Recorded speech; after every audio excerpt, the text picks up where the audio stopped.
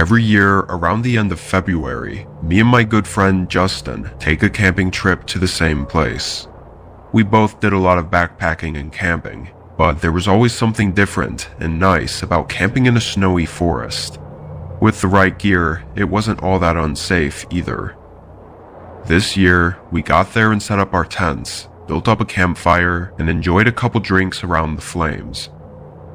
It wasn't really that long after we got there that we suddenly heard something horrifying.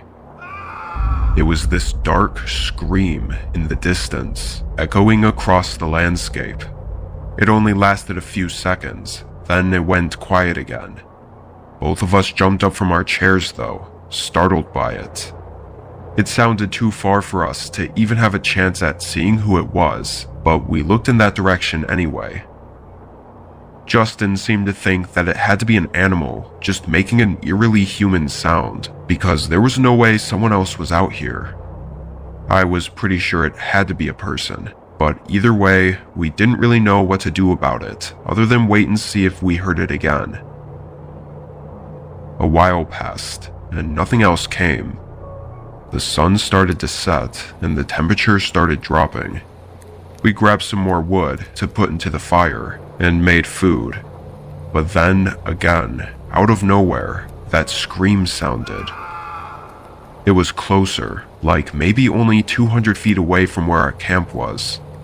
Justin and I looked at each other, both thinking that we should probably check it out before the sun was fully set. I grabbed my knife just in case, and we both bundled up and headed into the woods. We tried to walk cautiously, unsure what exactly we were walking up on. We had maybe gotten 150 feet out when we heard it one more time from almost right next to us. I stopped and stared in that direction, but there was nothing there. I glanced at Justin, and he seemed as worried as I was. We must have stood still and waited there for nearly 5 minutes before Justin started slowly stepping forward again. He passed a few trees when he suddenly stopped, and I could sense the fear through his body language. I stepped up next to him, and I almost threw up. There was a deer carcass laying in the snow, definitely having been put down recently.